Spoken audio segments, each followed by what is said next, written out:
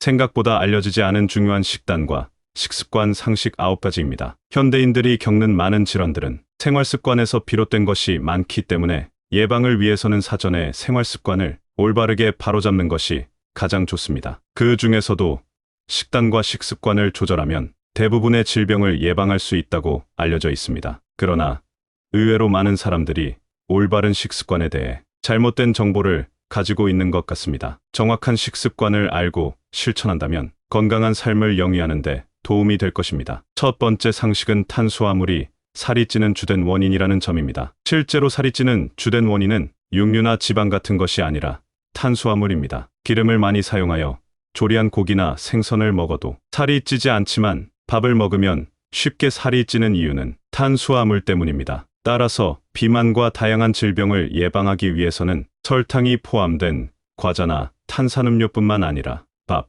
빵, 면류 등에서 섭취하는 탄수화물을 제한하는 것이 중요한 과제입니다. 두 번째 상식은 칼로리와 비만은 관련이 없다는 점입니다. 보통 비만 증상이 나타나는 사람들에게는 칼로리 제한을 권하는 경우가 많습니다. 그러나 음식 섭취량을 줄이고 칼로리를 제한한다 해도 큰 효과를 기대하기는 어렵고 오히려 고통을 겪을 수 있습니다. 비만은 혈당 수준이 상승하여 발생하는 현상이며 혈당 수준을 높이는 탄수화물을 피하면 체중이 자연스럽게 감소합니다. 이것이 비만에 관한 진실입니다. 칼로리설을 주장하는 영양사들은 소비 칼로리보다 섭취 칼로리를 줄이면 체중이 감소한다고 주장하지만 우리 몸은 그렇게 간단하지 않습니다. 만약 이 주장이 사실이라면 애주가들은 모두 비만자가 될 것입니다. 왜냐하면 알코올은 고칼로리인데요. 하지만 실제로 매일 반이나 되는 위스키를 마셔도 체중이 증가하지 않는 이유는 위스키에는 거의 탄수화물이 포함되어 있지 않기 때문입니다. 반면에 감자를 먹으면서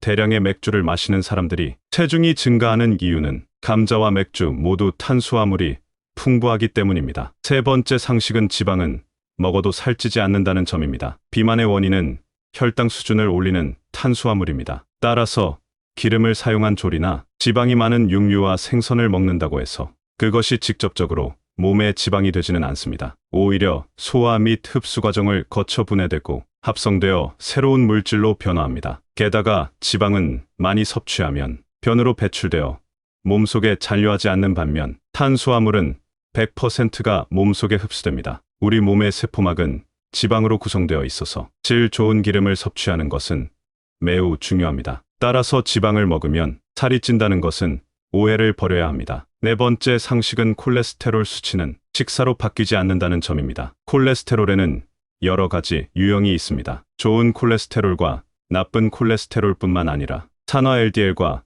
AG화 LDL이 문제가 됩니다. 따라서 콜레스테롤에 대해서는 다양한 접근 방법이 필요합니다. 콜레스테롤 수치가 걱정된다면 정확한 검사를 받아야 하며 식사로 해결하려고 노력하는 것은 바람직하지 않습니다. 대부분의 콜레스테롤은 간에서 생성되며 식사로 인한 콜레스테롤 섭취는 전체 수치의 10%에 불과합니다. 따라서 콜레스테롤 수치를 조절하기 위해서는 적절한 검사와 다른 방법들을 고려해야 합니다. 식사로만 콜레스테롤 수치를 조절하려는 노력은 헛된 일입니다. 다섯 번째 상식은 단백질 보충제가 신장에 해로운 영향을 준다는 점입니다. 인공적인 식품인 단백질 보충제에는 자연식품과 비교할 수 없을 정도로 많은 양의 단백질이 들어 있습니다. 몸에서 생성되는 독성 물질인 요소질소는 신장에서 여과되어 소변으로 배출됩니다. 인공적으로 다량의 단백질을 섭취하면 신장이 독소를 여과하는 과정에서 부담을 받아 심각한 손상을 입을 수 있습니다. 연구 결과에 따르면 과도한 단백질 섭취는 뼈에도 부정적인 영향을 미칠 수 있다고 알려져 있습니다.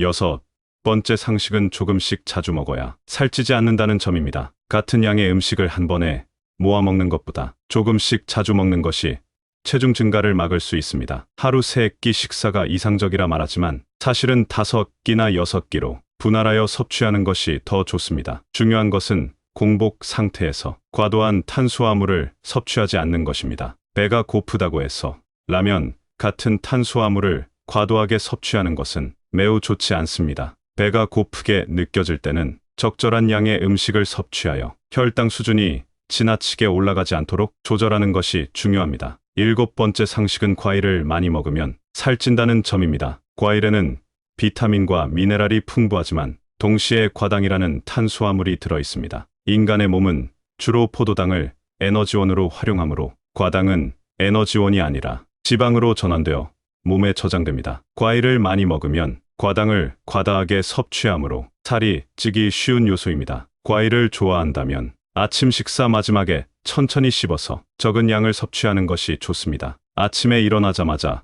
공복 상태에서 과일이 많이 들어간 주스를 마시는 것은 바람직하지 않습니다. 8번째 상식은 지쳤을 때 단 것을 먹으면 오히려 역효과가 난다는 점입니다. 지쳤을 때 단 것을 먹으면 회복된다고 생각되지만 실제로는 그것은 오해입니다. 탄수화물을 섭취하면 일시적으로 혈당 수준이 올라가서 기분이 좋아질 수 있습니다. 그러나 이후에 혈당 수준이 급격히 하락하여 초조감, 피로, 졸음 등 다양한 이상 증상이 나타날 수 있습니다. 단 것을 섭취해 피로를 해소하려고 하지만 오히려 지치게 되는 것입니다. 이러한 패턴이 계속되면 탄수화물 중독에 빠질 수 있으므로 매우 위험합니다. 마지막으로 9번째 상식은 운동은 식사 후 즉시 시작하는 것이 좋다는 점입니다. 탄수화물을 섭취하면 혈당 수준이 올라가지만 식사 후 즉시 운동을 함으로써 혈당 상승을 억제할 수 있습니다. 따라서 식사 후 즉시 운동하는 것이 효과적입니다. 예전에는